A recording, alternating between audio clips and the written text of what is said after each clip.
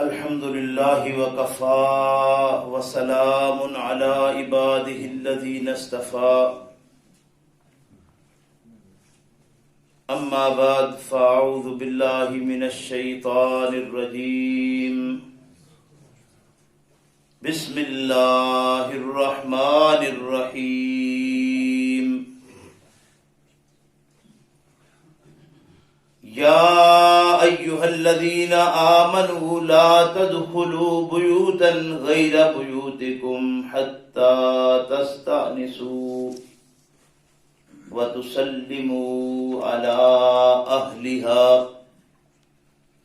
ذلكم خير لكم لعلكم تذكرون فإن لم تجدوا فيها أحدا فلا تدخلوها حتى يؤذن لكم وإن قيل لكم ارجعوا فارجعوا هو أزكى لكم والله بما تعملون عليم ليس عليكم جناح أن تدخلوا بيوتا غير مسكونة فيها متاعا لكم والله يعلم ما تبدون وما تكتمون یا ایھا الذین آمنوا اے ایمان والو لا تدخلوا بیوتا مت داخل ہو تم گھروں میں غیر بیوتکم وہ گھر جو تمہارے نہیں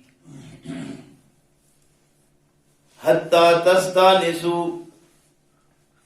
یہاں تک کہ تم ان گھر والوں سے اجازت لے لو وَتُسَلِّمُوا عَلَىٰ أَهْلِهَا اور گھر والوں کو تم جب تک بلند آواز سے سلام نہ کر لو ذَلِكُمْ خَيْرٌ لَكُمْ یہ بہتر ہے تمہارے لیے لَعَلَّكُمْ تَذَكَّرُونَ تاکہ تم نصیحت پکڑو فَإِن لَّمْ تَجِدُوا فِيهَا پس جب نہ پاؤ تم اس میں احدن کسی کو فلا تدخلوها تو ان گھروں میں داخل نہ ہو حتی یؤذن لکم اس وقت تک جب تک تمہیں اجازت نہ مل جائے وَإِن قِيلَ لَكُمْ اور اگر کہا جائے تم کو ارجعوا لوٹ جاؤ فرجعوا تو لوٹ جاؤ وَأَزْكَى لَكُمْ یہ پاکیزہ بات ہے تمہارے لیے واللہ اور اللہ بما تعملون علیم جو کچھ تم کرتے ہو باخبر ہے جانتا ہے سب کچھ لیس علیکم جناح نہیں ہے تم پر کوئی گناہ ان تدخلوا یہ کہ داخل ہو تم بیوتن ایسے گھروں میں غیر مسکونت جہاں رہائش نہیں ہے جہاں کوئی رہتا نہیں خالی گھر ہیں یعنی رہائش نہیں وہاں غیر مسکونت فیہا متاع لکم وہاں تمہارا کوئی فائدہ ہے داخل ہونے کا تو تم ہو سکتے ہو واللہ یعلم اور اللہ خوب جانتا ہے ما تبدون وما تکتمون جو تم ظاہر کرتے ہو اور جو تم چھپاتے ہو سبحان ربک رب العزت عما یصفون وسلام علی المرسلین والحمد للہ رب العالمین آج کے سبق میں سورہ النور جو 18واں پارہ ہم نے رات تلاوت کیا تھا اس سورہ نور کی 3 آیات کریمات ہیں 27 28 اور 29 نمبر ہے ان کا جو آپ ترجمے کے ساتھ سن چکے ہیں قرآن کریم نے زندگی کا کوئی ایسا مسئلہ جو حقیقت میں درپیش مسائل میں سے ہو اسے چھوڑ دیا ہو ایسا ممکن نہیں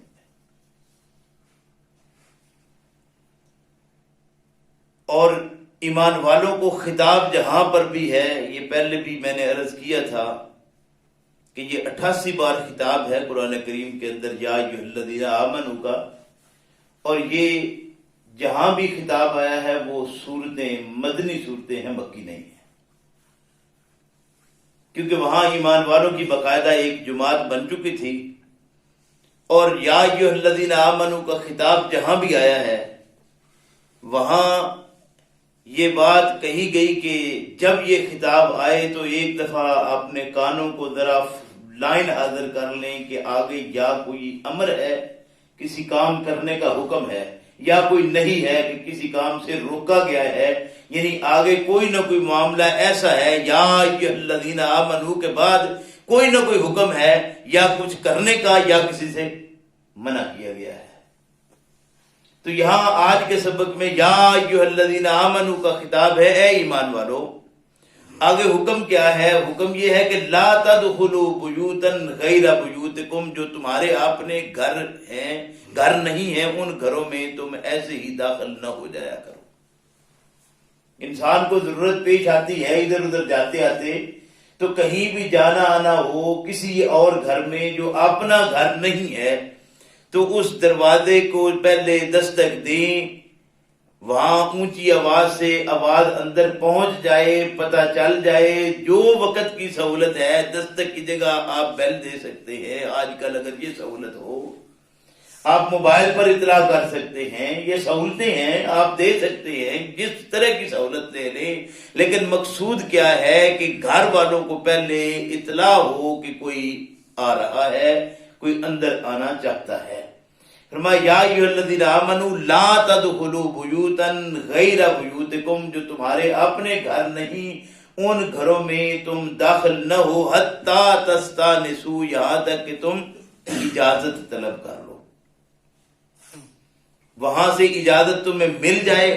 تو تم داخل ہو سکتے ہو، ورنہ گھر کے کسی دوسرے گھر کے اندر تم ایسے داخل نہیں ہو سکتے۔ یہ اسلام نے اسلامی زندگی باقاعدہ بنانے کے لیے حکم دیا ہوا ہے کہ جہاں مسلم معاشرہ ہے اس معاشرے کے اندر یہ بات سب کے علم میں آ جائے کہ ہمیں ادھر ادھر جانا آنا، تو ظاہر ہے انسان ہے، جانا آنا پڑتا ہے، جانا آنا پڑے تو یہ خیال رکھیں کہ بغیر اجازت کے کسی دوسرے کے گھر میں داخل نہ ہوں، وہ آپ کے کتنے قریبی کیوں نہ ہو۔ فرمایا کہ جب اجازت لے لو، تمہیں اجازت مل جائے، تو اس اجازت ملنے کے بعد وَتُسَلِّمُوا عَلَىٰ أَهْلِهَا، پھر بلند آواز سے جو اس گھر میں رہنے والے افراد ہیں، جتنا گھر ہے اسی حساب سے اونچی آواز سے السلام علیکم کہیں۔ وَتُسَلِّمُوا عَلَىٰ أَهْلِهَا، اونچی آواز سے سلام کریں تاکہ گھر میں جتنے افراد ہیں وہ جہاں جہاں بھی کمروں میں بیٹھے ہوں، ارد گرد بیٹھے ہیں، ان کو اطلاع ہو جائے۔ جب وہ آواز سنیں گے السلام علیکم تو پتہ چل جائے گا کہ ہمارے گھر آنے والا کون ہے۔ پہلے اجازت ہے، وہ کسی ایک نے آ کر دروازے پر دستک سن کے اس نے اجازت دے دی اندر آنے کی، تو گھر میں باقی افراد جو ہیں ان کو بھی اطلاع ہو جائے کہ کوئی اندر آ رہا ہے۔ جب آپ بلند آواز سے سلام کریں گے تو گھر والوں کو یہ پتہ چل جائے گا کہ آنے والا کون ہے۔ یہ بھی لازم شے ہے۔ فرمایا پہلے اجازت جب تک نہ ہو اس وقت تک نہیں، اور جب اجازت مل جائے تو کیا کرنا ہے؟ وَتُسَلِّمُوا عَلَىٰ أَهْلِهَا، اس گھر میں رہنے والے افراد کو سلام کریں۔ ذالکم خیر لکم لعلکم تذکرون، نصیحت حاصل کرنے کے لیے تمہارے لیے بہت بہتر بات ہے۔ یعنی یہ نصیحت کی جا رہی ہے کہ تمہیں آنے جانے کے لیے دوسرے گھروں میں کیا طریقہ کار اپنانا ہے۔ اسلام نے جو طریقہ کار دیے ہیں ان کے اندر حکمت ہی حکمت ہے۔ اسلام کا کوئی حکم بھی ایسا نہیں جو حکمت سے خالی ہو۔ اس میں کتنی حکمت ہے یہ ہم سارے سمجھتے ہیں کہ اگر اس طرح ایک دوسرے کے گھر میں ضرورت سے آیا جایا جائے تو آنے جانے میں اسلام نے پابند نہیں کیا کہ آپ کسی کے گھر داخل ہو نہیں سکتے، جا نہیں سکتے، پابندی ہے آپ کو۔ یعنی ایسی کوئی بات اسلام نے نہیں کہی، بلکہ مسلم معاشرے میں ہر ایک کا دوسرے کے گھر آنا جانا، ضرورت کے ساتھ معاملات کرنا، یہ ہر انسان کی ضرورت ہے، اور اس سے اسلام نے منع نہیں کیا کہ نہیں آپ فلاں گھر جا ہی نہیں سکتے، کسی کے گھر میں آنا جانا پابند ہو گیا ہے، ممنوع کر دیا گیا ہے۔ ایسی کوئی بات نہیں ہے۔ یہ قرآن کریم کی آیات سورہ نور کے متعلق معروف ہے کہ یہ پردے کے مقامات کے متعلق ہے، تو یہ واقعتاً پردے کی یہ پہلا پردہ تو پتہ چل گیا کہ کسی گھر جانا ہو تو کیا کرنا چاہیے۔ فرمایا کہ فَإِن لَّمْ تَجِدُوا فِيهَا أَحَدًا، اگر وہاں تم کسی کو نہ پاؤ، گھر بستا ہے، رہنے والے لوگ موجود ہیں، لیکن کوئی ایسا دروازے پر نہیں آ رہا تو تم فلا تدخلوها اس گھر میں داخل نہیں ہو سکتے حتیٰ تؤذن لکم یؤذن لکم یہاں تک کہ تمہیں وہاں جانے کی اجازت ملے. جب تک وہ تمہیں اجازت نہ دے دیں اس وقت تک تم اندر داخل نہیں ہو سکتے.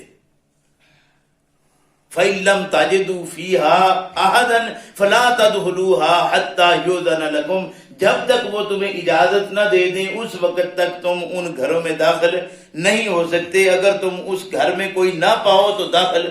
نہ ہو. فرمایا وَإِن قِيلَ لَكُمُ ارْجِعُوا فَارْجِعُوا اگر وہ آپ کو پتہ اگلوں کو چل گیا ہے کہ کون آیا ہے اور وہ چاہتے ہیں کہ اس وقت آپ گھر میں نہ آئیں، اگر وہ کہیں کہ تم لوٹ جاؤ تو فرجعوا تو تم لوٹ جاؤ. ہوا ازکیٰ لکم وہ تمہارے لیے پاکیزہ بات ہے.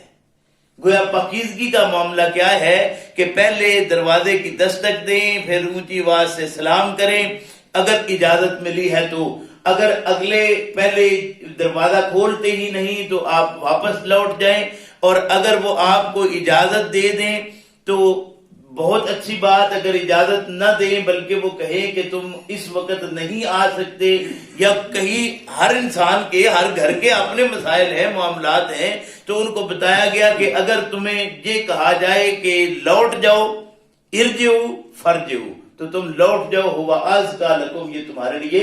پاکیزہ بات ہے. واللہ بما تعملون علیم اور تمہارے عمل سے، تمہارے کام سے، تمہارے جو کچھ بھی تم کرتے ہو اس سے اللہ باخبر ہے، اللہ جانتا ہے، اللہ کے علم میں ہے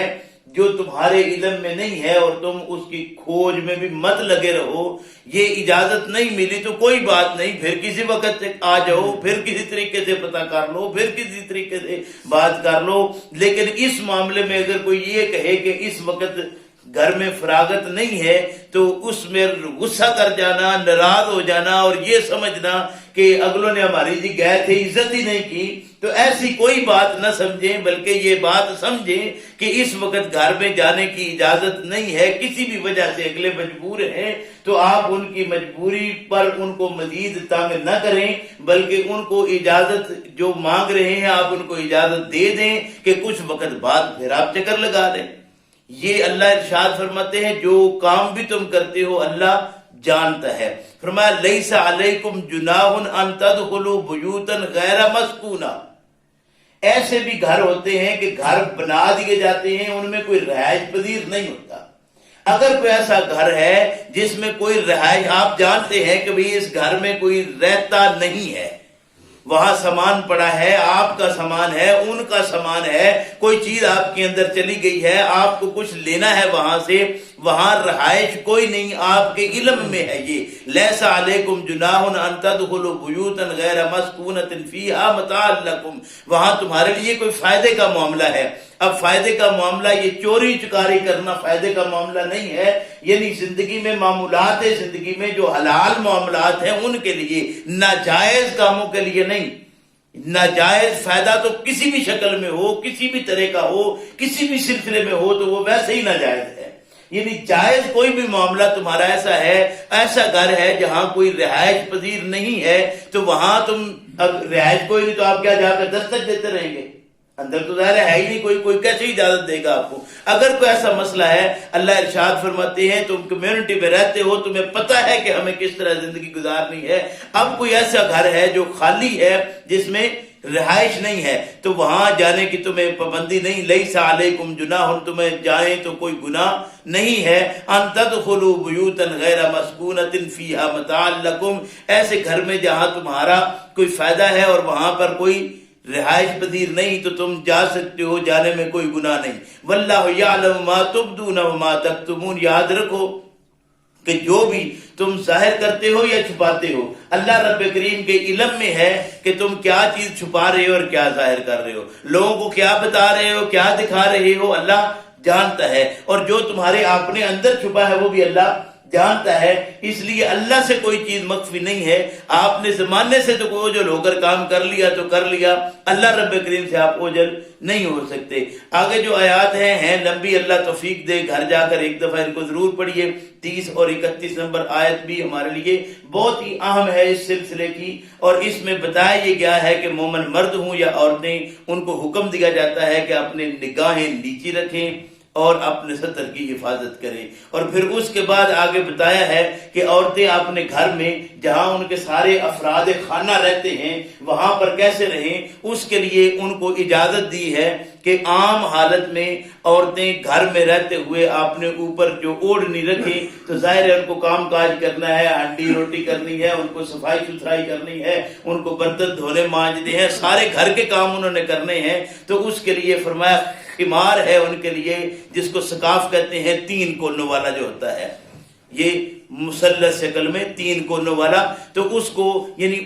یہ عورتوں کو گھر میں یہ عام جہاں انہوں نے رہنا ہوتا ہے وہاں ان کو خمار استعمال کرنا چاہیے، تاکہ وہ باقاعدہ طور پر ان کے ہاتھ، منہ، چہرہ تو ویسے ہی مطلب آزاد ہے، لیکن جو ضروری یعنی بازو شازو بھی ظاہر ہے گھر میں ہر وقت کے استعمال کی ضرورتیں ہیں، لیکن باقی معاملات کو کور رکھنے کے لیے یہ لازم ہے کہ عورتیں گھر میں اسکارف کا استعمال کریں۔ یہ قرآن نے حکم دیا ہے، یہ قرآن کریم کا یہ حکم ہے۔ یہ قرآن کریم کی آیت نمبر 31 میں اس کا ذکر ہے، سورہ نور کی، آپ دیکھ سکتے ہیں 18ویں پارے میں۔ اللہ توفیق دے مجھے آپ کو کہ ہم قرآن کریم کو سمجھ کر اس کو صحیح معنوں میں سمجھتے ہوئے نبی کریم صلی اللہ علیہ وسلم کے طریقے کے مطابق اپنی زندگی بنائیں، تاکہ یہ زندگی ہماری آسان ہو اور آخرت کی زندگی بھی ہماری کامیاب ہو۔ ربنا لا تزغ قلوبنا بعد إذ هديتنا وهب لنا من لدنك رحمة إنك أنت الوهاب۔